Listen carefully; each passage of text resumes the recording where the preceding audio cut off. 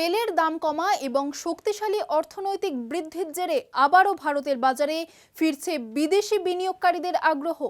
Share ও বন্ডে বাড়ছে বিনিয়োগ, শক্তিশালী হচ্ছে রুপি।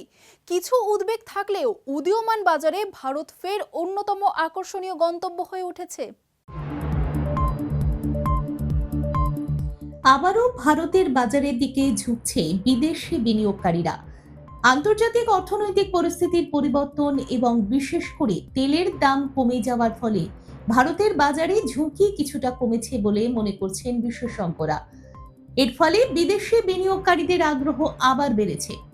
সাম্প্রতিক সময় দেখা গিয়েছে ভারতীয় শেয়ার বাজার এবং সরকারি বন্ডে বিদেশি বিনিয়োগ বৃদ্ধি পেয়েছে।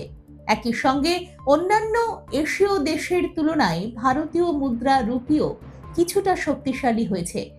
এতে আন্তর্জাতিক বিনিয়োগকারীদের আস্থা আরও বেড়েছে।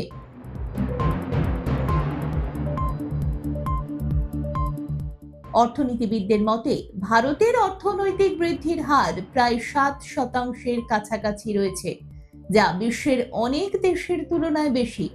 পাশাপাশি মূল্যস্ফীতির চাপ কিছুটা কম থাকায় অর্থনীতি স্থিতিশীল অবস্থায় রয়েছে। এই কারণেই বড় বড় আন্তর্জাতিক আর্থিক সংস্থাগুলি ভারতের ভবিষ্যৎ নিয়ে ইতিবাচক দৃষ্টিভঙ্গি দেখাচ্ছে। তবে কিছু উদ্বেগ এখনো রয়েছে, যেমন দুর্বল বর্ষা হলে কৃষি উৎপাদনে প্রভাব পড়তে পারে। এছাড়া বিশ্বজুড়ে সুদের হার বৃদ্ধি পাওয়ার আশঙ্কাও বিনিয়োগে প্রভাব ফেলতে পারে।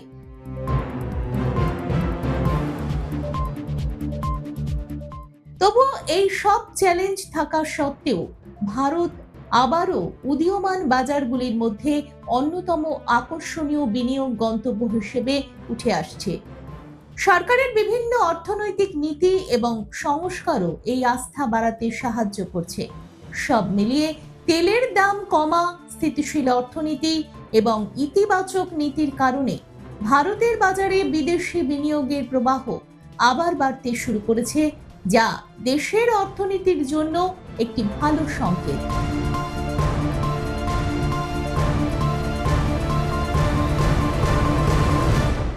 দেখুন এই সময়ের তথ্য ও চিত্র প্রতিদিন রাত 9টায় ও সকাল 8টায় শুধুমাত্র চ্যানেল 1-এ।